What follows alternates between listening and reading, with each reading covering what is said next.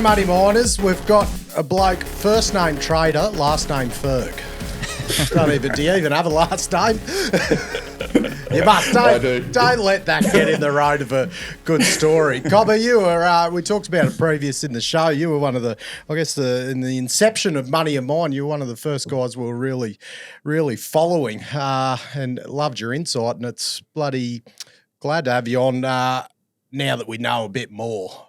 So we might have made a fool of ourselves at the start. So, mate, you're a bloody guru across everything, eh? Oh, don't throw a guru around. Yeah, definitely not that. Chuck a bit of mayo on it first.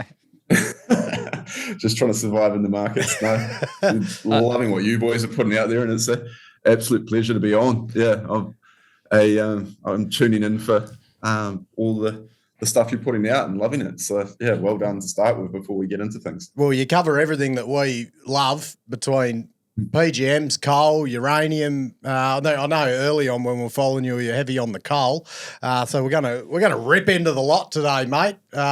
Who knows where it'll go, and that's why it'll be good. The common theme there, Matty, is at some stage they've been hated industries, beaten up, busted up. Everyone thinks you can't touch it. And how I would summarize my interpretation of a lot of your content, Ferg, is like you are just drawn to sectors or commodities or niches of the market or markets when everyone else in the world just is like, can't touch it. It's just torched so much capital, can't go near it. That just gets you excited. Is that a fair way to summarize your natural interests? 100%. Yeah. So it's generally looking at stuff that I understand to be cyclical, and everyone's decided that it's cooked. That's whether you're looking at the chart, whether you're looking at bankruptcies, and just questioning, is that correct? Like it's, I love digging, just the way my mind works. I love digging into stuff and saying, like, is everyone just on the wrong side of the boat because they believe something that might not be true? Like it's like starting off maybe with batteries, like looking at that was like fascinated me how everyone was so certain with, say, lithium. Lithium is probably the most controversial, that the lithium-ion battery was going to be the big winner and that EVs were going to sort of take over the world. And looked at that and I was like, well, if everyone's kind of inflating demand to reflect that, and the jury's still out with whether lithium-ion batteries win, like there's a pretty good case at the moment that the Chinese are really getting up to speed with the sodium ion. I'm not really comfortable taking a big bet on lithium in that market, especially when, there's a lot of hope priced into the demand side of things. And where I've got a bit more excited was like, you see something that everyone's like, oh no, that's cooked, which is like the idea that you're not going to need PGMs for exhaust because EVs don't require them. And so you've got the other side of the spectrum where you say, well, is that too bearish? Is there something wrong with that analysis? And then, just love digging in and really wrapping my head around it and trying to really get to the bottom and understand it, because this is all my money now. So I'm just trying to make sure I don't have to head back to the corporate world and find myself in a cubicle again. just an honest battler trying to chuck some food on the table. Probably narrowing in on the interest I'm talking fucking cyclical and in relation to batteries, because we saw, saying lithium-ion batteries were going to be the thing, but even specifically it was going to be the NCM batteries were going to be the thing. And we've seen how that narrative's changed so much. So if you want to talk absolute cyclical commodities that are absolutely shithouse at the moment, I'm sure you'd have to be looking into nickel right now, because not many other people are, I don't think. So I'm actually not that interested in nickel, and this comes back to the demand side, because I wanted a demand outlook that is somewhat like bearish for where, I guess, looking for it not to be inflated. So where I always come back to the demand supply is, I think the layout was the likes of uranium, where you could actually know where demand was going. That you could just look at how many reactors are being built and how many are operational. You can get a good gauge of demand. Whereas with nickel, I still feel like it will probably probably been taken largely out of the price now with the current price action and EVs starting to trip up a bit. But I'm not sure where that lands and with the sort of the EV demand side. And so I can't bring myself to jump on the nickel trade yet. I find it's not beaten up enough yet. Maybe in another, like I really need to see it bottom and really everyone just really turn on it and hate it. Whereas I was more attracted to how beaten up the likes of like platinum is, rhodium, that side's even more beaten up. So I guess the short answer to the question is it hasn't taken enough pain yet, and I haven't seen demand reflect reality enough in my books. Well, I suppose it'd be a gamble on something happening in the jurisdiction, like an Indonesia thing, because it's so concentrated, and if something changes there, but you're gambling that's going to happen. Yeah, well, a lot of this is there's great setups across commodities, and a lot of them, like you can make a great case for most commodities, and this is what I often say is like, I think whatever commodity, and you're probably going to win over the next decade. It's just which commodity is going to do the best. If you're comparing commodities to any basic index or tech or anything, I think you probably do okay regardless, just because you're going to be hedged to an extent against inflation. You're going to be in a real asset. Granted, if you're probably hanging out in some juniors, you'll still have a rough time. But I'd say most commodities will do well. And so that's like whenever I'm talking about I like this over that, it's just playing that relative game within the commodity space. I'm saying like which commodity is going to be the better performer. Ferg, there's an overlap with a couple of the commodities you've just mentioned there with PGMs, the sort of basket, and nickel in Norilsk in Russia. And they're kind of caught in between because they're talking about nickel because they want to see that demand growth and that upside on the one hand. But on the other hand, they're a PGM player as well. And they're talking on the demand side about, I think it's sort of -1% and -2% in demand over the coming years. But I mean, let's just start with what are your opinions on that growth side? I know you're big on hybrids and bearish on the EV trade. How are you seeing the demand side of the platinum group metals? Yeah, so that's a good point because when you break down like the producers, it's pretty much just Russia and South Africa. And so it's actually an interesting little case study is just to bring up the Norse nickel presentation and look at, as you say, their demand curves and what they're forecasting for the PGMs, and then look at like some of the South African players and what they're forecasting. And there's a big gap, and it really comes down to Norse nickel, like their sole or their main business is obviously nickel, and so they are forecasting quite an aggressive adoption in EVs, and so they have to be more sort of not bearish, but more neutral on PGM. So as you say, I think they have 2% negative growth for platinum out to 2030 and 1% negative growth for palladium. Whereas I think Stillwater or Spanier, that's pretty much the opposite. I think they've got like +2 for both of them. And most of what that comes down to is, are we just going to see this pure EV adoption, or are we going to see more sort of a mix of hybrids? Or if you got my view, I think it's going to be pretty dominated by hybrids, and this is largely what we're seeing out of China. So the main company to keep an eye on is what BYD is doing. So they're just absolutely leading the charge with this. So this was something when I think one of the first ones that really got me questioning being bearish on EVs was when I saw BYD put out the Seagull, which is one of their latest EVs for like $12,000 US. So they're also making a profit on that. They can ship that. It's got decent range, and they're looking at putting a sodium-ion battery. So they've got the factory. They're not currently running sodium-ion, but they've got the factories broken ground, and that should be up and running by the end of this year, supposedly. And there are already sodium-ion EVs under production in China. And so, where I'm going with this is BYD's, they often don't break down their the EV output. So it's actually half what are plug-in hybrids versus straight EVs. And so they all just get mixed in with EVs. And why that's quite important is when you dig into it, a lot of the state-owned companies mandate just straight EVs. So that's where you saw the real ramp in EV demand in China.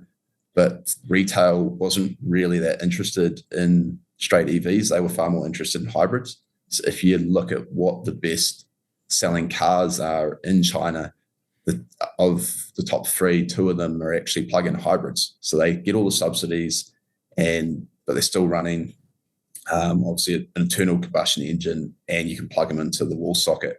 And why that's important is because that's had really heavy uptake with retail, and that's far more appealing to the rest of the developing market world, where you might not have access to charging. You can still park on the street. You don't have to worry about running out of gas. It's like here where I'm living in Indonesia, you can't really, like the amount of people that could have access to fast charging or reliable charging or even a parking space actually really narrows it down. And so I see the hybrid continuing to grow more rapidly than EVs. And this is just my opinion. You can actually see it in the data at the moment. They're really taking off, whereas EVs are really starting to have some headwinds.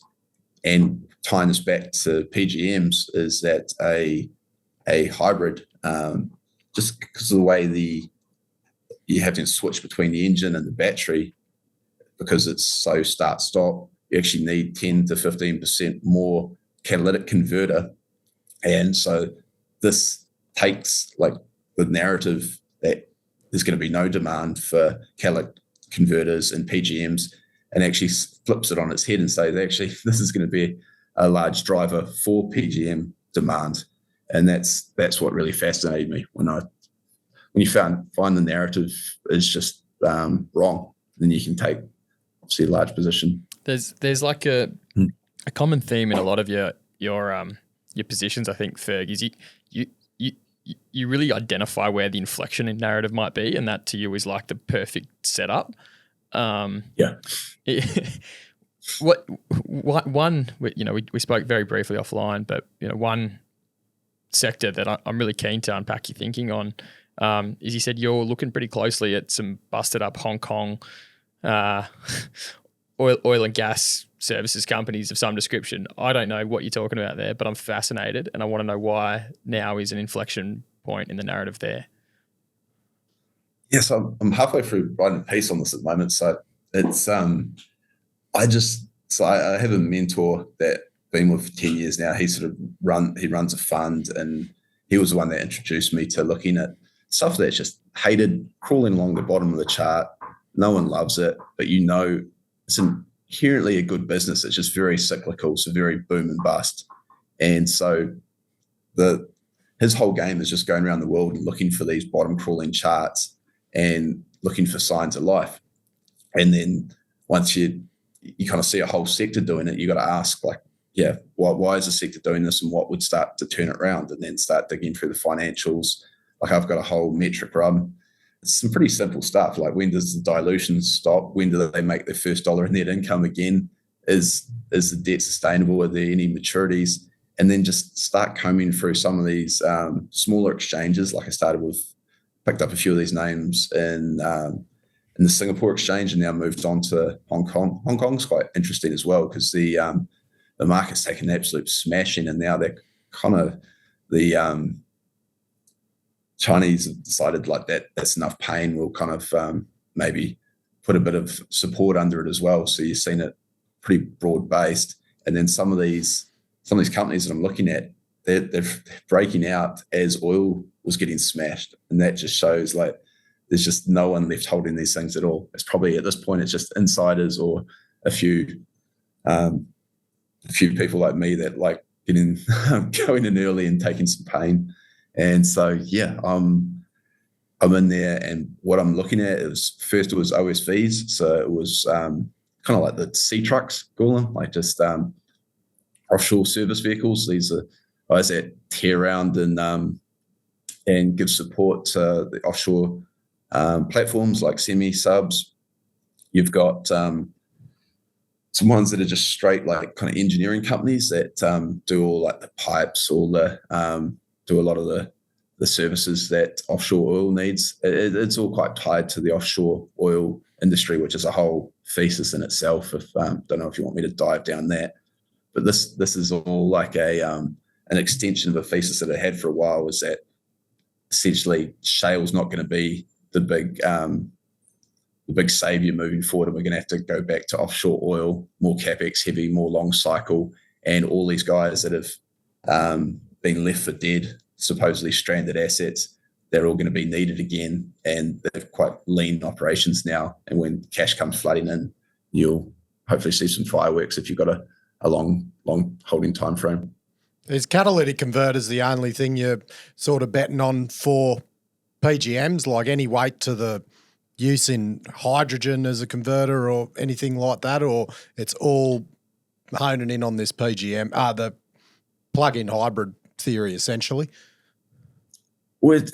So if you lean in, it's the majority of demand for palladium and rhodium, which is actually quite a big driver for some of these South African plays. Then platinum, even platinum's getting sucked into it, because it was only 2020 that they worked out how to substitute palladium for platinum. So that's been quite like, that's really picked up platinum demand as well. And it's just, there isn't enough supply moving forward. And it's kind of this interesting setup where the Russian supply is really cheap, and there's this big air pocket, and a lot of the South African supply is quite expensive. And so it can't kind of sit in the middle. Otherwise you see them kind of shuttering mines and trying to wind back production. And then that's before you even get to the basket case that is South Africa.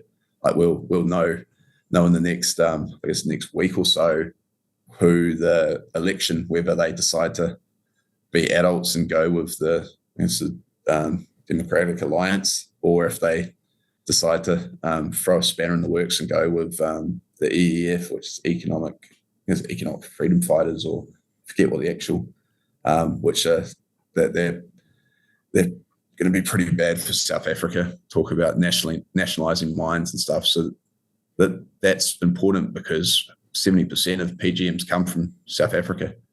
And it even gets worse if you go to something like rhodium, where 85% comes from South Africa. So I've actually been trying to pick up some physical as well to kind of hedge myself in case it all turns to shit. Yeah. So how do you look at with South Africa, like the east versus west of the, I think it's of the Bushveld, how the more mines that seem to be coming online that are more palladium rich versus platinum rich? How do those dynamics play? I'm not that smart to kind of play that. I just see some of these bigger names that have got absolutely dirt cheap and trying to position there. And then, as I say, buy physical to hedge myself. Geez, I reckon you might want bloody CRE insurance to get some policies for that physical stuff you're buying. What do you reckon? Yeah, love to. Hey, look, mate, I'll hook you up with an intro. Yeah, certainly. Yeah. No worries, mate. All good. Speaking of the talking, Ferg, sorry to just hold there for a minute, mate. Bloody talking about all the bloody Africa risk. Geez, you can drop that African risk with some CRE insurance policies for mining insurance. They have mad coverage for some African major miners. They have absolutely penetrated the bloody joint. They fucking love it. They love insuring Australia too. Think about how those companies there could just open themselves up to all these new shareholders. They just have to put on their announcements, we are covered by CRE. Yeah. Because you rewrite. You stay away from some of these like African countries because you're like, oh, there's a risk of bloody terrorism. Mate, terrorism insurance. Yeah. Sorted. Business interruption. Sorted. Happy days. CRE all over it. Just give the team a call. Phone numbers in the show notes, and probably one of the owners will pick up the phone. I'll hook you up with them as well, Ferg. Piece of piss. I just see that since so much of this is coming from South Africa, there's so little supply anywhere else in the world, like apart from Russia. And a lot of Russia, they're not really incentivized to increase supply either. That's not their main, with North Nickel, that's not their main profit driver. And so, yeah, if you Well, it was like we were talking Trav as well. Like if you can get any name that's even outside South Africa, that actually gets quite interesting. Or some of the South African names, they actually have operations. Spania has operations in US. They've got a recycler. They've got a mine that's still in US. Yeah. And so to try and get some diversity, because it's if everything goes fine with the elections, it's going to just be a great trade from there. But if everything goes wrong, then the space will get be pretty damn volatile, and it still has to come from there. Which will be you could hedge yourself on sports bet for the election as well.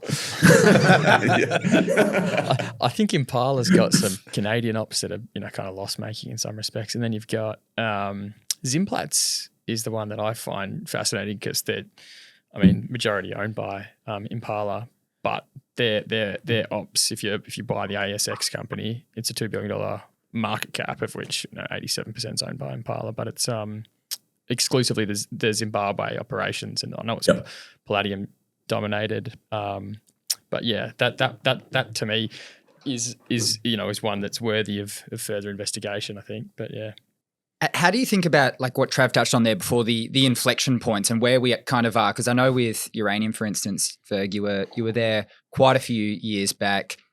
And maybe in retrospect a bit early, but that's very hard to tell at the time. With the PGM metals, you've got all these characteristics of a really beaten up space that the prices come right off, plenty of mines are shutting down, people are getting laid off, CapEx is getting pushed away or cancelled. What are the other sort of, boxes you're looking to be checked to then see the green shoots come through and see a bit of upside? Yeah, so this is literally the hardest question, because as you rightly say, like this, you can be right, but you can be early and you can pay a very heavy price. So with some of the stuff, like I like to go back and look at my mistakes, and so like straight up with offshore oil, I went into some companies that went bankrupt, and I had to suck it up and go again, and that always hurts. And so I've had that twice now, but then. Bringing it to today, I actually made enough money have made significant money after covering my original losses, and the company doing well today from being a multi-bagger from going the second time. But that takes real discipline to go again. But to answer your question, it's actually really hard with these seeking out inflection with miners. With a lot of my posts, I'm just like, I'm trying to get out of miners. I really struggle with it. I always think I've got it sorted, and then I just get blindsided. It's just that, it was my last post where trying to pick up the soap, and I always get surprised. Yeah, that's a great. Yeah, that was hilarious. And sort of, credit to you for speaking up about the ones where you've blown up on, and I think that sort of goes to your position sizing and how you're kind of transparent and. Yep. It's your money at the end of the day, so you don't want to blow it up. You position accordingly. But one of the rules you have written about but tend to be breaking, and it's a hard one to stick to, is not investing in Africa, or trying not to invest in Africa. But then we talk about maybe PGMs. PGMs. I think with uranium we might venture out to Niger and a few other sort of places like that. So I get it. I guess it's like a constant trade-off, right? Yeah, it is. Like I often joke, I need like a helpline that I need to call every time I look at a African miner. And need to put some chain on the soap, mate, so you can just pick it up without bending over. It's just so cheap, though. My biggest joke, that's it. One of the biggest jokes was with uranium. I did get screwed because I went into Nigeria and I got hammered on global. But with you get just as taken to the cleaner just as much, and I think it was Rick Rule joked he's been robbed just as many times with a pen as he has with an AK. And with Africa, like I've had a good experience in the likes of like Namibia, but I've taken a few hidings in Australia as well, like the royalty taxes with coal. Didn't really see that coming. More recently with like Boss, just frustrating. Like you think you've kind of positioned in a quality asset and you still get a kick in the nuts. It's just a hard game, and that's what my overall like kind of I think this is one of those few moments in time that there is great risk reward with miners, but I'll sleep a lot better when I'm out of miners altogether. And this is also part of the reason why I'm kind of pushing across into a lot of these oil service businesses. There's a lot of these are just quality businesses. They've just had such heavy economic headwinds. Like some of them are really heavy net cash. There was one that I threw up. I think anyone looks through my old tweets, it was Baker Technology, and it was back in like 2021. And you could buy this. It's an offshore engineering services company listed in Singapore, and it was trading like negative 10 million EV, had like more cash than market cap, and no one just wanted to touch it. Just left for dead. And now, it's those sort of trades I'm looking for, where it's just an absolute layup. But I'm just seeing so much value. I need some exposure to some of these trends. And as you say, with PGMs, you get dragged kicking and screaming into Africa, which is why I'm trying to buy physical. So if Africa does get like even more of a circus, then the physical should do something pretty silly. So hedge myself there. How do you look at these trades on a time frame? Looking at this PGM thing, like when you're saying beaten up, are you like comfortable to be in for like 3 years, but knowing the thesis is still intact? What's good? What's long and what's short for you? 5 years is generally what I'm. As my mentor always taught me, like whenever I try and get too smart, he's like, "We will just be in 5 years," and always hammers me with that, because there's no edge in anything sub a year. Sub a year is really tough. Like you just get surprised by everything. Like the oil market's been perfect example of this. Like even the experts just get run over time and time again.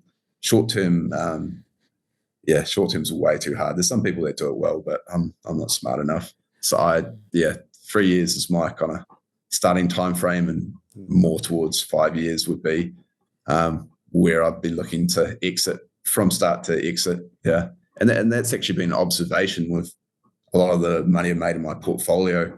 A lot of it was just stomaching volatility and then making pretty much all the returns in a really quick period around the sort of just over the 3 year mark. I've seen that again and again and again in my sort of personal trading. Is that, would you say, so uranium would have been that, because you would have entered uranium around that, was it 2017-ish or 2018? Yeah. Yeah. And then yes, and then coal stocks would have done similar for you as well. Is that? Yeah. So with uranium, I was just lucky because I went in early with some capital, because this is where I was still just living off my account. Moving, I wouldn't have got to Bali then. I would have still been in Europe, and had two accounts, and so I was just trading income on one, and that was how I was making my salary to survive. So traveling around, living in Berlin at the time, and then the strategy that I was using slowly stopped working by the end of 2019. Just couldn't make $1 from it. Was getting really frustrated, and so had all that money sitting in cash. And so this, like, half my portfolio was in long-term, half was in this income stuff that I couldn't make work. And then around came COVID, and this is when I'd been kind of getting up to speed on the uranium thesis. And so it was sheer luck that I had a whole brokerage full of cash when COVID came around, and I saw prices I never thought I'd see. And so that was when sort of really jumped on a few of the names that I'd researched and thought, this is absolutely silly. Why is this down 70%? Like I kind of understand where this market's going if I can hang on. Yeah. And so I was in uranium from, probably first position would have been, 17, late 17. And, but yeah, added a big chunk in March 2020. To kind of invert that and talk about selling, Ferg, I remember watching a conversation with yourself and Vass from Collins Street Value Fund, I think a couple of years ago now. And I remember speaking with Vass myself, and one of the things he was sort of kicking himself for was selling, perhaps far too early in hindsight, once they'd gone from being outrageously cheap to just, kind of cheap.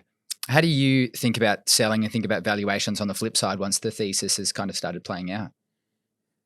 Yeah, that's literally one of the hardest things is to know when to exit, because a lot of the stuff, you've got such a long runway that often a lot of the positions I've got out that I go back, I just cringe when I see it, because it's just what I thought was expensive. It's just kept going and kept going. It's also relative, like even the multiples given, like the whole valuation model, what multiple is just how enthusiastic people are for that particular asset class when you think about it.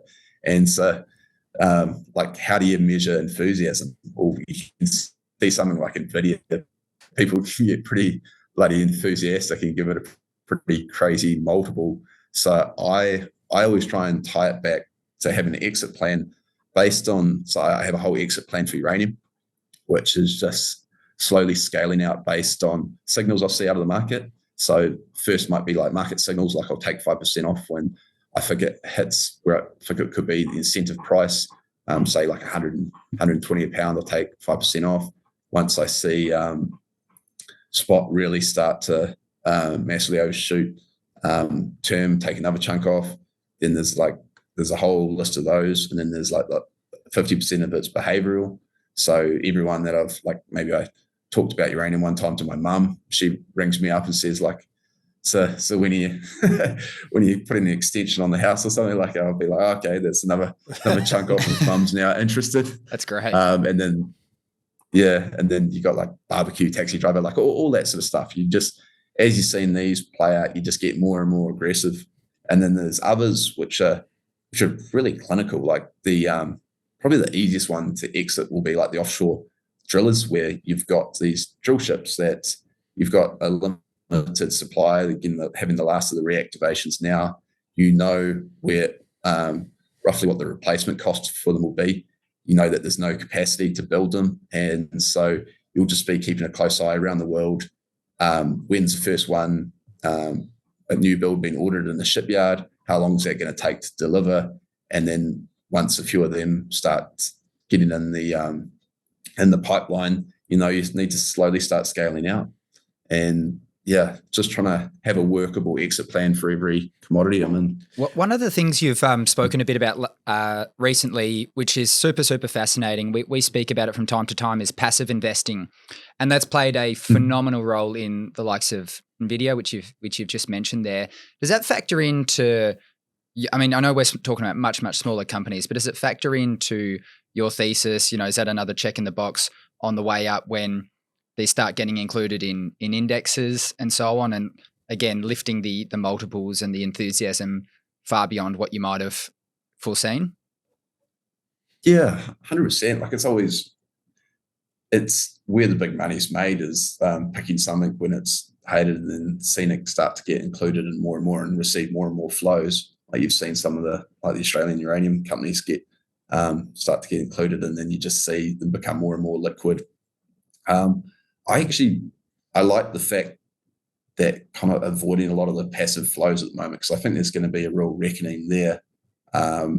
Just with the way it's all structured, it's kind of like a bug looking for a windshield on a long enough time frame, because there's just no ability to rebalance. Like, if you look at the amount of passive money that's now displaced what used to be sort of active money, which was where the real sort of price finding was. Like, all passive is just, you give me money, I buy at any price. So I'll just drive stuff to like nosebleed valuations. And as soon as something else in the index starts outperforming, that rebalancing's got to take place. And so the thing that's overweight, they've got to sell, who's there to buy it? And that's the question no one seems to be able to answer. Like, as who's going to take NVIDIA off the Vanguard and BlackRock's hands if they now want to buy a bit more an oil major or something, because inflation's picked up and they need a bit more energy exposure. So that's where you can see sort of an air pocket where it really tips. But that's I've been sort of observing that for a while, and it hasn't mattered much. It's just passives just keep cruising higher and higher. But I get a lot of I like being sort of out of all the passive flows, which is why I'm kind of hanging out in little micro caps in Singapore and Hong Kong, and just being out of the way of the big flows. Before I start peppering you on uranium, Ferg, all the little pockets you're playing in, they're all interconnected a little bit in a say. So how much does having like the holistic understanding of just global energy as a whole play in how you play these individual pockets? Yeah, it's in a big way, really. Like I think it's why this opportunity is so big in energy. It's just there's like a massive misunderstanding of the role energy plays in society. Like energy is the economy. We could swap out like a measure of energy for money and it would be pretty accurate. And everyone's kind of forgotten that because we've had such abundant energy for such a long time. But one of my favorite interviews from back in the Crux days was a guy called Matt.hall. And he was a guy that came up with energy return on investment. And it's such a simple idea when you think about it. Like I often use he had the simple analogy that it's like a pride of cheetahs, the economy, and they need to go out and they need to get enough calories to be able to first feed themselves, second raise the cubs, and there has to be an energy surplus to like raise the whole pride. Or no, it's coalition with cheetahs, I think it is. Yeah. And where he went with this is like, we've decided for whatever reason, we're quite fat cheetahs. We've been hunting wildebeest, call it. We've all decided that we're going to start hunting rabbits. And it's because rabbits are a little bit easier to catch at the time. They fart less, or less emissions, or for whatever reason, the cheetahs decided that we'll go after rabbits. But the problem with chasing rabbits around all day is it's a lot of work, and by the time you chase down a rabbit, you might not actually get as much energy out of it as it took you to hunt it. And so you start not having the energy surplus that you need to provide for like the coalition, to provide for the cubs. And so you have this sort of energy starvation where you don't have the energy surplus to keep thriving. And that was his sort of simple way of explain energy return on investment. Where I'm going with this is we've all decided that we can run the world on wind and solar, and forgetting that they don't have sufficient energy return on investment to provide for the standard of living that we've become accustomed. And so a lot of the arguments I see these days are like talking about essentially optimizing chasing rabbits, whereas it's the wrong setup to start with. There's just the energy surplus isn't there. And so we're starting to see it turn a bit with now the understanding that we have to go back to nuclear, which is nice to see. Nuclear is kind of where we should have always been going. Like probably the best example is just looking at warships.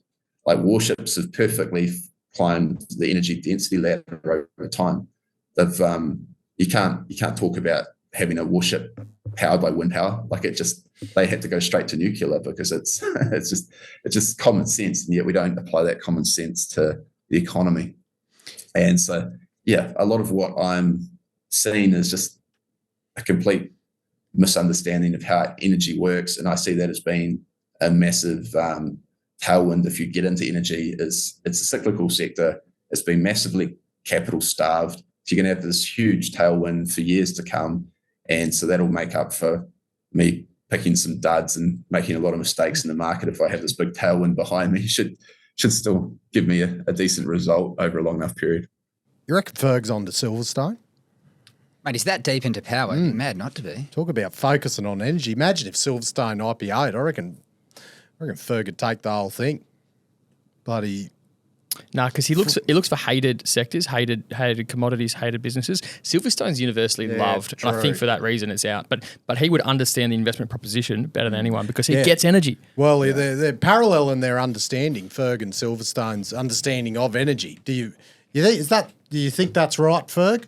Yeah, it's quite interesting. I enjoy going down the rabbit hole, all this stuff. So yeah, I thought so. Bloody, because Silverstone. The thing I like, it's the old school power for the mines, the diesel jennies, all the way towards the greenest power you can find, the hybrid power stations, solar farms, EV charging, the EV buggies, EV vehicles. Go Silverstone and go Australia. Go Australia. And go Ireland for Kenny Keogh.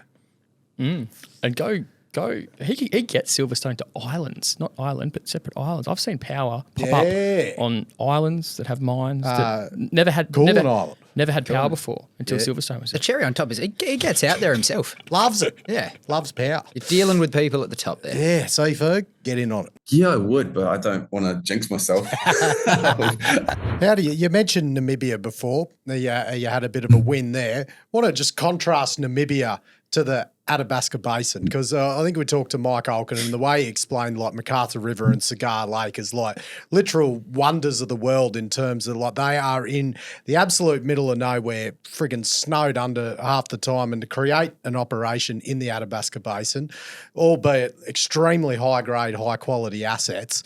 But then you look at Namibia. It just, even though it's not like, hasn't got the grade, it's not going to output as much. But how do you contrast those jurisdictions considering how many uranium mines could come online in Namibia? I would say a lot easier.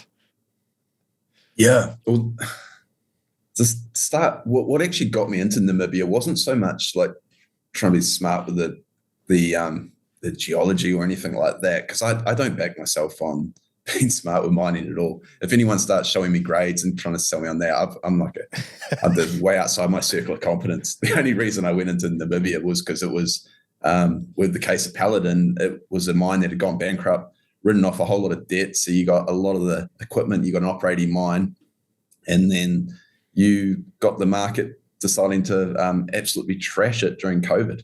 And so I was just like, I can get an operating mine that's down sort of 70, 80%. I don't have to have all the risks of bringing a mine online, all the hiccups that come with mine development. That was the main thesis there. So yeah, when I compare the two, also you generally pay a premium for being in Canada and being in like whatever you want to call it, tier 1 jurisdictions. And I always try and avoid paying a premium. I prefer to go somewhere a bit that's a bit more hated. Again, back to this whole hated thing, is like saying, is that justified, or is it overdone? Is it unnecessary how much hate this is getting? Yeah. And so that's why I found myself there, and why I thought it was quite attractive at the time. How much Africa in terms of tiering do you think Namibia is? Is it like, would you class it as one of the better areas, or? Yeah, I would, but I don't want to jinx myself. I'll say this, and there'll be a coup. There'll be a bloody coup, another election. Yeah, your thinking there, Ferg, reminds me of Emmanuel Datt, who we spoke with a few months back, and he had these sort of 4 adages for resource investing, and one of them was taking advantage of sunk capitals, infrastructure that's in place. Yeah. And there's another example where you've done this, which is Boss, a company you mentioned just before. And we had a pretty colourful chat about some of their director selling not too long ago. And I know you'd written a post about it. So keen to hear your thoughts and how you're sort of positioning forward, bearing in mind that you had owned stock and you still own stock, I believe. Yeah. So that regarding Boss, that's just frustrating. Honestly, that's a shit move. And for them to play that off as anything other than a vote against the companies, that just irritates me, because there was a right way to do that. They should have generally scaled out. And in my post, I had like a guy where he's got obviously 2 buttons. He sell 25% and maybe scale out over a successful ramp. He had another option to push his luck and hit 50, and it would have been a bit of uproar, but he could have possibly got away with it. And then it's got him just hitting both buttons at the same time and just a big thumbs up. And I was like, yeah, that's a joke, especially on just first barrel delivered, which is not a successful ramp. Like it's, there's a lot of, I think that was just to appease the market to get that 1 barrel out, which is fuck all. Yeah, exactly. And so it's, and anyone that knows the history of the project, it's like, we need to see a bit more data. And so, really disappointed with that, because that was back to my original, on my first website I put up back in 2020, that was my entire take, was just where can I find sunk capital in the uranium space that will make this easy for me, because I'm a muppet when it comes to picking mining companies, and I'll do something dumb. So let me just find ones that have sunk the most capital and have a history of producing, which worked out. And now what I'm seeing with them is just the fact that the people that have got the most insight, they understood there'd be repercussions for doing that sort of selling, and they decided to do it anyway. They and that, I take that as a really negative sort of sign. I usually don't put that much weight on insider selling. I even put an article up that was like a colourful story from back in the day. Guy that was Enron, and he got a stripper pregnant and dumped all the stock right at the top. And she obviously wasn't stripping for him then. But yeah, that's probably not actually the best story. It would have been Enron compared to the boss. But yeah, anyway, it's when you see that sort of stuff, I've got a lot of stuff I like, and I never sell into the hole either. I think that, like, it's not just going to shit the bed straight away. They'd be facing insider trading, but I wouldn't be surprised if they struggle moving forward. And that's what they've seen. They've decided the risk reward's not there, and it was worth the risk reward for them was worth it. Them taking all the heat to sell pretty heavily at that point. That's how I read it. And so yeah, that was my big takeaway. I'm just going to move that money to better places gradually as I see them. Yeah, and I think just the fact that, like, a lot of the price appreciation wasn't about, production and ramp up. It was all just, 3 ETFs buying the living shit out of it. Yeah, that's often the way though. Just flows. Yeah, quartering a float. I hope there's no other similarities with the Enron story at Boss going forward. But same. Moving to another company with some colourful management movements in recent times as well. Nexgen, another one. Yeah. What's the thinking there? What is it, management, or just why? For not holding Nexgen in your sort of basket of uranium plays. Again, coming back to this, I just wanted to have ones with fully operational, like sunk cost. Like this was one of the ideas that I've clung to, and it's probably made me a good chunk of my money. It's just I want to find, like, sort of, I called it like embedded asymmetry, and probably the most classic example of this might even be Peabody, actually. But so if anyone that followed their story, they back in, I think it was 2011 or 12, they bought, I think it was MacArthur, big met coal asset. They handed over $5 billion, maybe it was with someone else. And then in 2016, they went bankrupt and they wrote off $5 billion and still have the mine. And so you got subsidized by the shareholders that got cleaned out. And so you've still got all the assets. I've done this playbook multiple times. Obviously did it with Paladin going for a bankruptcy, done it with Valaris, a lot of the other offshore companies, like Diamond, Noble, a lot of these that over-invested in a whole lot of really like debt-intensive assets, and then went bankrupt and wrote it all off, makes it really hard to compete with them moving forward, especially if you're in quite an energy-scarce environment. And this is like, I wrote a quite a lengthy piece on this called Moats and Cannibals. And it was just the idea that these guys that have got a real, like a moat around a castle around them, that'll be hard to compete with. And if there's no additional supply, there'll be a period where they can just print cash. And I was trying to pick the ones that are probably going to buy back their own shares. So that's where the cannibals comes in. They'll just go after their own float. And you can see some pretty decent performance there. So tying that back to Nexgen, it was just, I just didn't know how well they'd execute and bring in the mine. I'm glad I didn't touch them because it's done well as position, but just all the shenanigans pissed me off. Seeing them sponsor Formula One and just do silly stuff just because they're holding such a good asset. The market will let them get away with it and not even vote on their remuneration and stuff. It's just, I find that crazy. So yeah, I just passed on that. Oh, but mate, world-class leading G&A per market cap and resource. Like, what a metric. Outperformer. It's like WeWork when he was like trying to play around with, what was it, socially adjusted EBITDA. If you want to, if you can't find the metric that because you're taking the piss with your G&A, then you've got to come up with your own metric to justify it. Yeah. Oh, it'll be probably called green cake as well, not yellow cake. It'll be bloody. Oh, that's a new thing. I love how you look for these, asymmetric opportunities, because balance sheet blew up, the debt got written off, and new equity doesn't have the burden of the over leveraged kind of capital structure going forward. Plus, the capital cycle's probably turned, and all of a sudden you might have revenue kind of tailwinds along the way as well.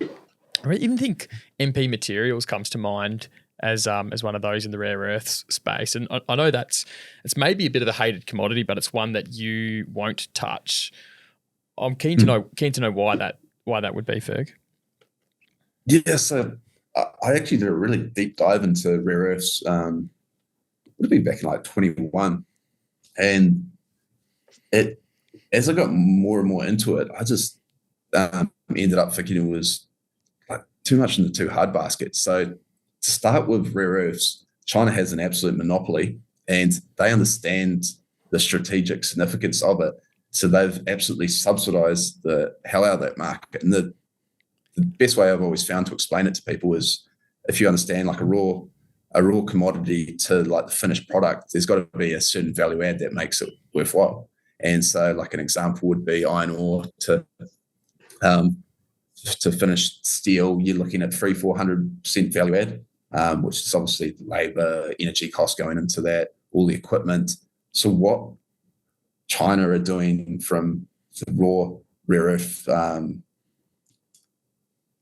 ore, I guess, into the finished alloy, they're doing it for like, I believe it was 10% value add. So it didn't even cover energy. So they're subsidizing the absolute hell out of it. So you've got that component that's, if you're getting into this game, you got to understand that you're up against the Chinese that are just understand the strategic importance and subsidizing it heavily, which makes it really hard as a Western player when Western governments haven't quite wrapped their head around this. You then got the fact that it's a lot of the best grades of rare earths actually come with quite decent radioactive content. And so the Chinese don't really give a shit about this. They just dump it in ponds, and their environmental side of it's obviously not nearly as tight as in the West. And so in the West, you obviously have to get all the permitting to deal with radioactive waste, which makes it extremely lengthy permitting processes, which again made it really hard. A lot of it in China is just a byproduct of producing other things, so it's actually damn near zero cost, which makes it hard to compete with. And then that's where MP Metals came in, was they were actually producing one that was had low radioactivity, and so it was meant that they could process it. But as a result of that, the mix of the rare earths they got wasn't actually particularly economic. And so that was why when I looked into that, I was like, oh, this just doesn't make sense. And it's really been hyped up, but it's going to be a real struggle. Like, you've only got to look into Linus, all the struggles I've had with like their processing plant in Malaysia. They seem to always have it running, and then they get Malaysia's pushed back and like shut them down again, or they're always in having some difficulty there. And so the whole space was just, seemed to me, was in the too hard basket. It was just going to be an absolute battle, and all the time you had this Chinese strategic angle just making it really hard to make money. How about why don't we dive into coal? I know you'd mentioned it before, Ferg. You've done a bit of a pivot in the last few weeks or last month or so from more of a sort of thermal coal base to, adding a couple more met coal names, and understand this is a bit of a shorter term view. Why don't we start there? Yeah, certainly. So, I've loved coal. I got really into coal back in started 21. Just saw it was just again going back to this whole kind of like overview of energy. The way I see coal is it's the other side of the renewables and solar trade. If you think you can run the world on sort of 50% wind and solar, and in the end sort of 100% renewables, coal's what you fall back to when you need to break the glass and you decided that it didn't work. You got to jump back on that. And whereas all the sort of coal companies were trading as if if you're trading at 2-3 times cash flow, that's the market inherently saying that you've got sort of that asset's going to be terminal in 3 years, which I'll take that all day long. And so got into that trade just based on how silly cheap it was, and honestly expected it to be a big grind higher. Then we had the whole Russian scenario. They all really out-earned, which wasn't what I was forecasting all, but I'll take it. It was a great run there for a period, and now brings us to today, where I think people got a bit overexcited with it, and also had some unlucky situations with thermal, with some pretty warm winters in Europe, which has really saved the day there. And it's back to being what originally got in it for, was it's going to be a slow grind. These things are pumping out dividends. They're just going to keep growing higher. They're going to buy back their own float. The industry can't expand. There's quite a sort of parallel with tobacco, where if you just stop giving finance to all the companies and allowing anyone to sort of enter the sector, then the big incumbents will just keep getting larger and won't be able to do much development. So they'll just either buy back their stock or do their own developments with their own cash flow. And so that's the thermal side, which I've stayed with. I've still got decent exposure. But yeah, as you say, I kind of did pivot more heavily into met. And this was kind of a mistake of mine early on, getting too tied up in the bearish China narrative and just expecting the whole Chinese property to implode and you get your ass handed to you being long met, because it would be so tied to the China property story. And I've come around to, I was probably wrong on that take and got fed too much sort of bearish China narrative. And you've only got to look across the developing world to see how robust demand is there. And I think we're going to see a really robust met coal demand move forward for years to come. So it's all far more of a sort of a grind higher trade than some of the other stuff I talk about, which I expect it to be a bit more boom bust. A coal bull told me the other day. Now this is a funny quote. It's un-Australian not to hold Yancoal. Ding ding ding. Yeah. Oh, Trav holds that. But roll it,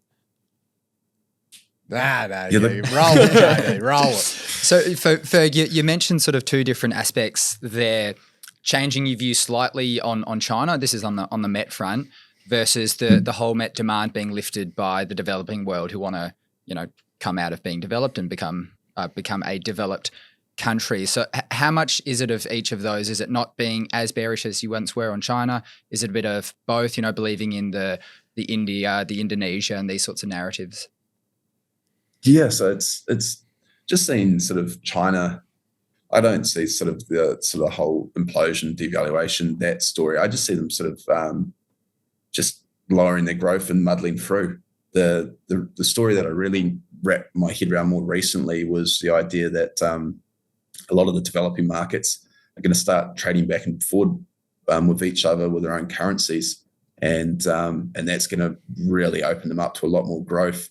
And the first thing they'll need for that is more energy. If they're going to start kind of lifting their living standards, then like a really interesting one for anyone to dig through is to go down the whole sort of air conditioning across the developing world.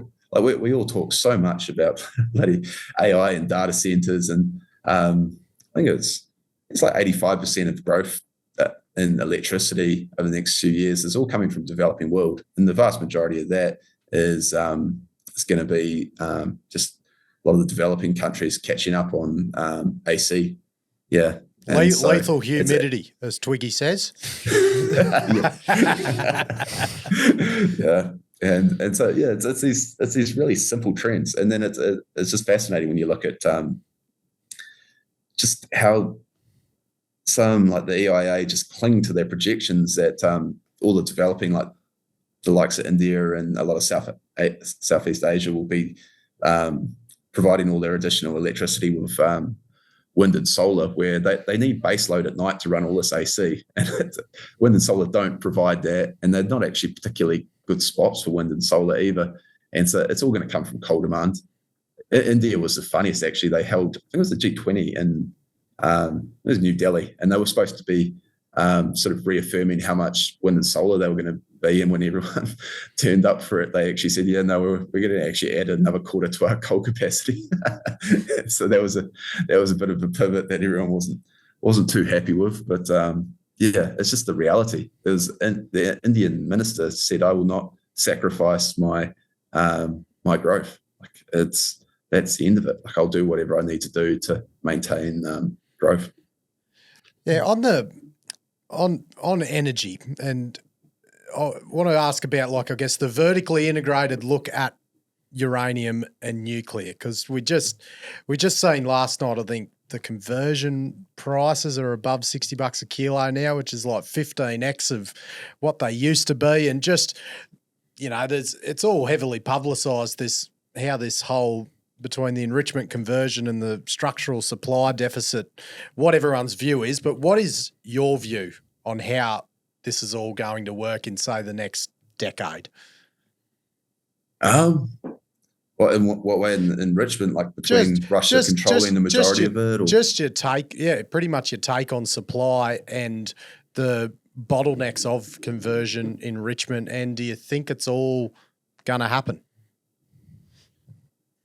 Yeah, I'm probably not smart enough to know, honestly. The one trend that I've seen that I find interesting is how everyone's kind of been trying to like pigeonhole China in that they just sell plastic toys and cheap stuff, but they're starting to export like pretty high-end equipment, and they're starting to provide sort of reactors. And I find it interesting, the fact that if they're getting cut off from the US and possibly Europe with like EVs, like 100% tariffs, they've got to develop the demand around the world for a lot of the stuff that they want to sell. And so they need to, it's kind of the opposite side of this whole sort of globalist agenda, is like slow down all the growth in developing worlds.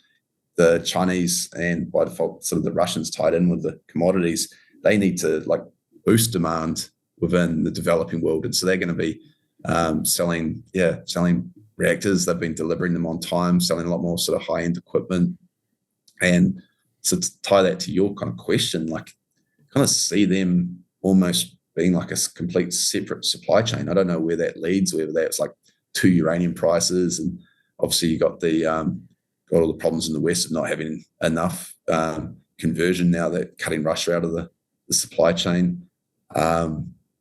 But yeah, I don't have any insights on how to play it, other than it's a big mess, and it is a mess. It's a bloody mess.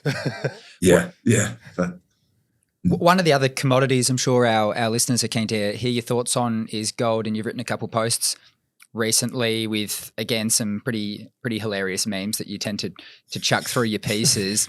Getting straight into the weeds on gold, there's been a sort of disparity between the gold price and the ETF flows, call it the last 6 months or so, where you see ETF outflows while the gold price kind of rises. Keen to hear your thoughts on retail interest in gold and how that sort of, you think that'll play out over the medium term.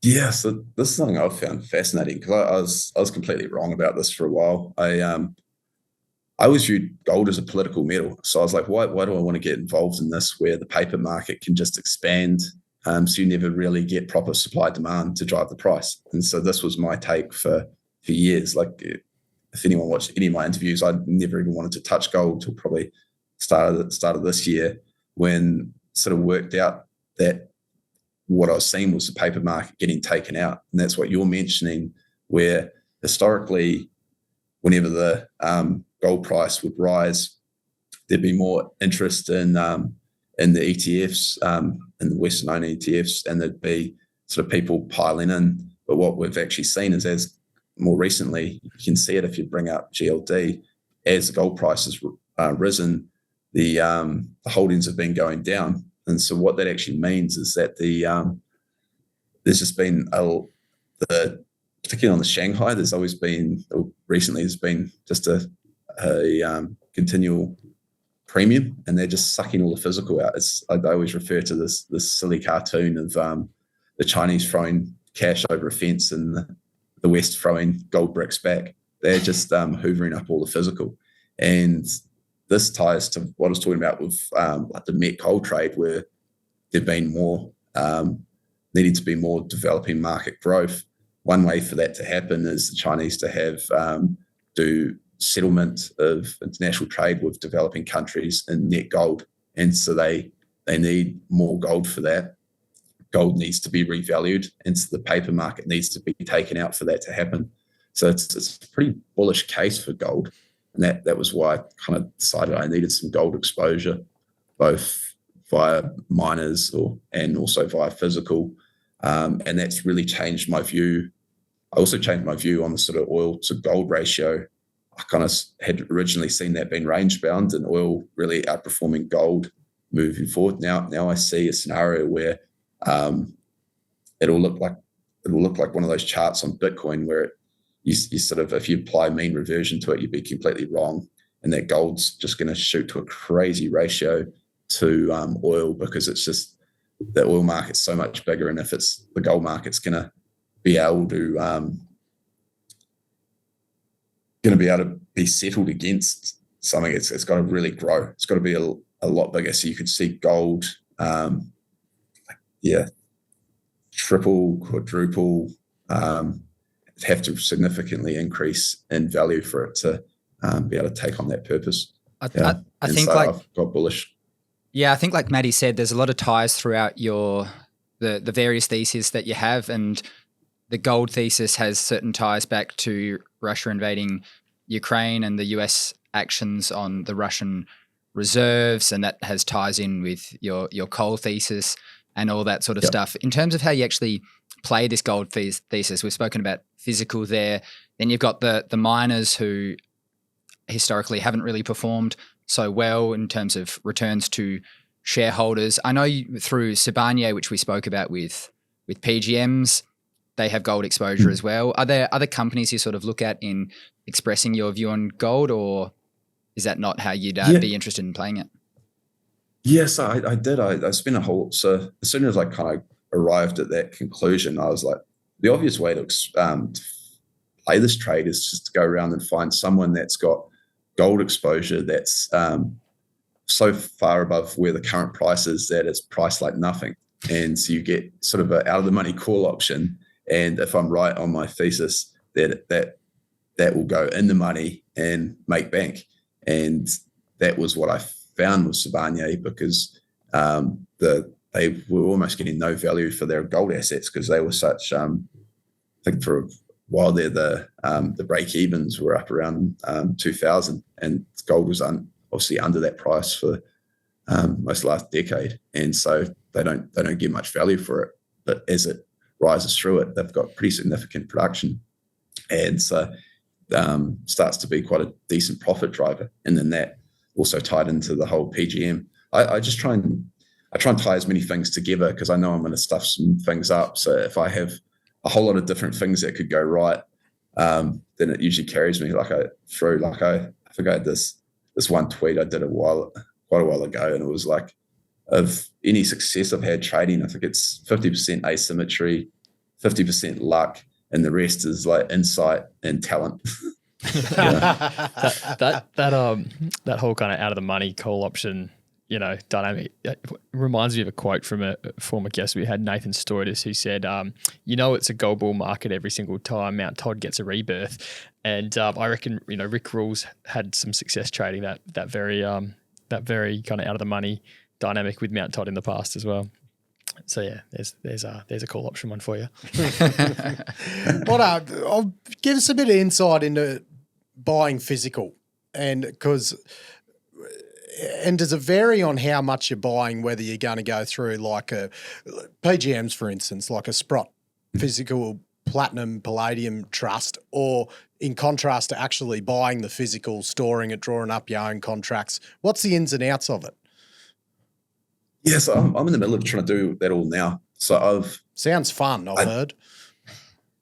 Yeah, it's quite interesting. I enjoy going down the rabbit hole of this stuff. So my personal setup, I've got like pretty much my entire net worth and 2 IB accounts, 2 interactive broker accounts, and so I was like, something happens, that's pretty dumb if I get completely wiped out by something happening to the brokerage, or I don't know, some capital controls on the brokerage maybe. So it's not a terrible idea to build up a certain amount in sort of a jurisdiction that's deemed safe and buy some physical. And so this has been something I've been diving into recently, is the idea, like 2 good jurisdictions to look at, Switzerland and Singapore.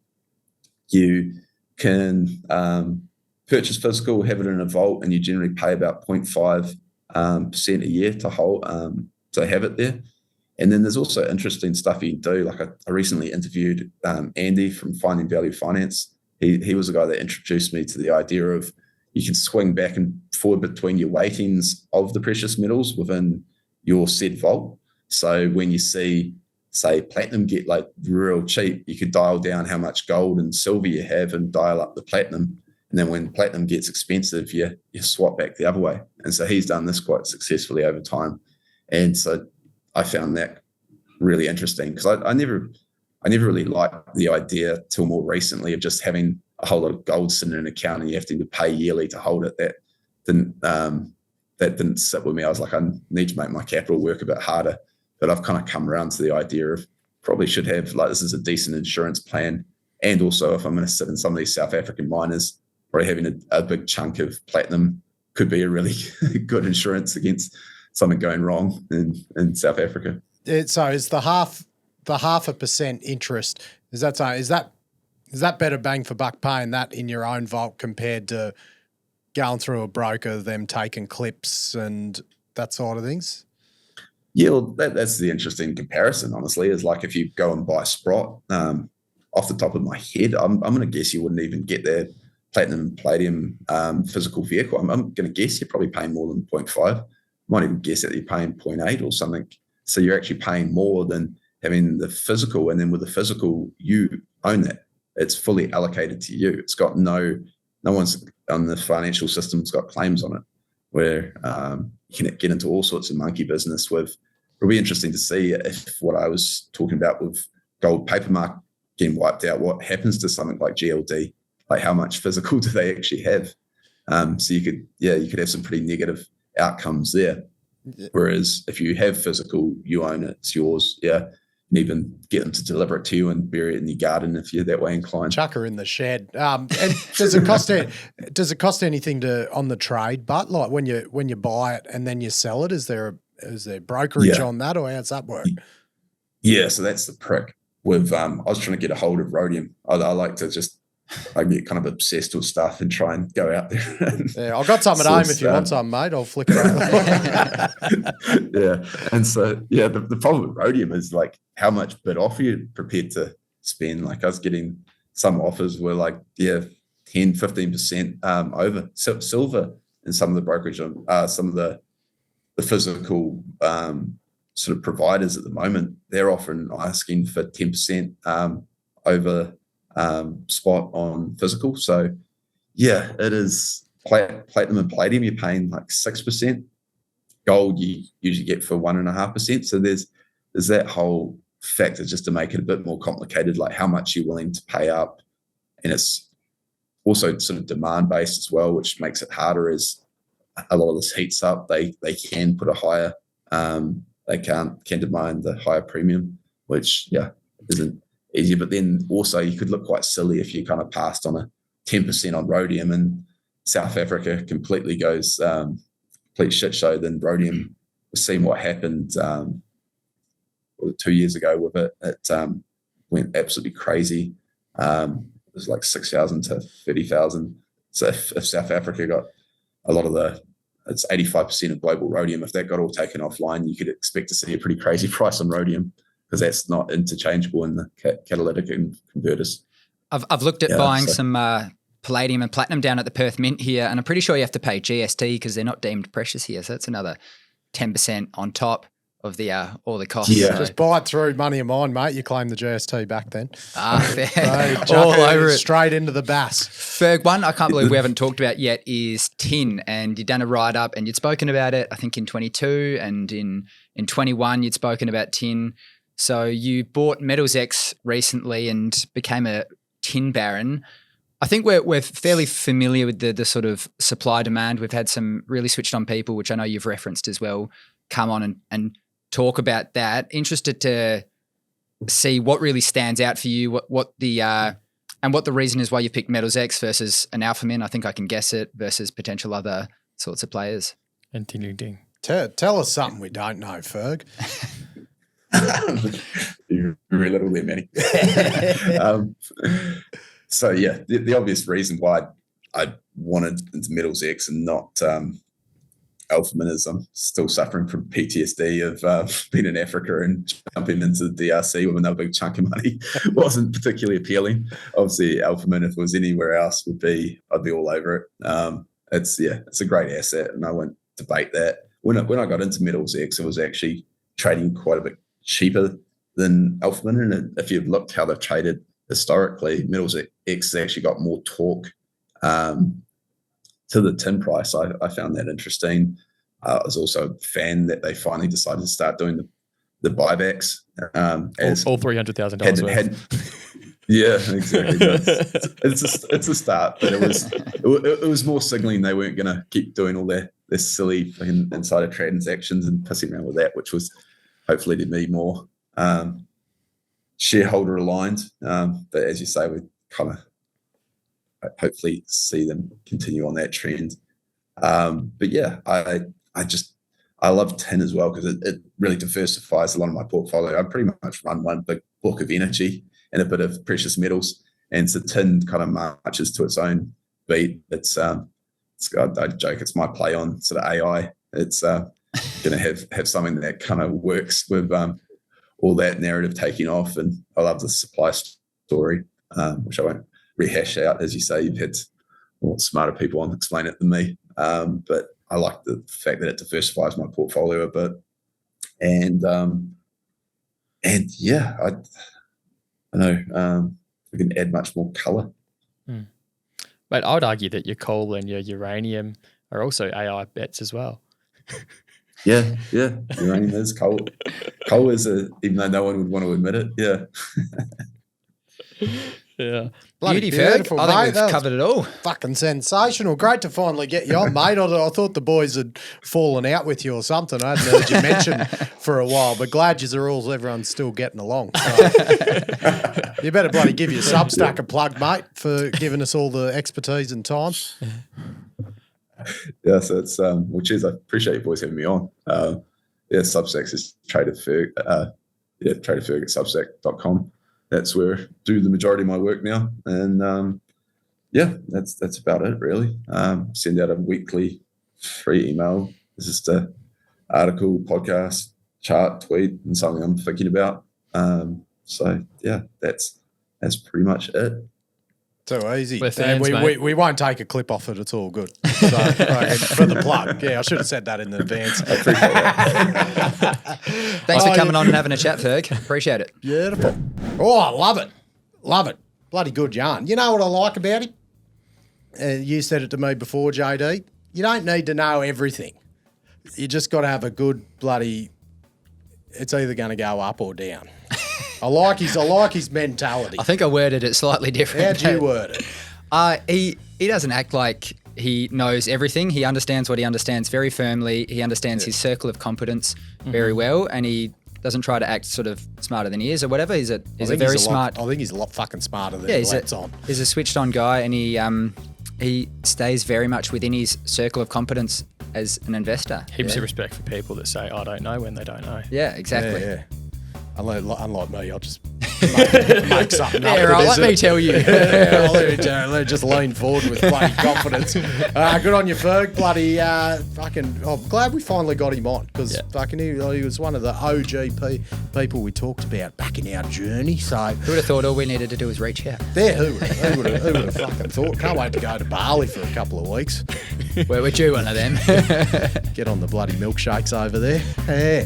Right, thanks all the partners who we have in the show. CRE Insurance, Silverstone, perfect bloody right up Ferg's alley, them ones. And our other bloody great mates at VRIFY, GetWet Solutions, DSI Undergrounds, WA Waterbores, Brooks Airways, K-Drill, and Spark.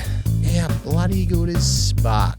Too good, mate. Too good. Feels like Christmas every time. Go Australia. Hooroo, money miners.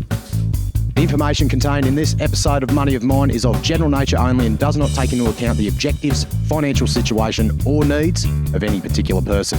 Before making any investment decision, you should consult with your financial advisor and consider how appropriate the advice is to your objectives, financial situation, and needs.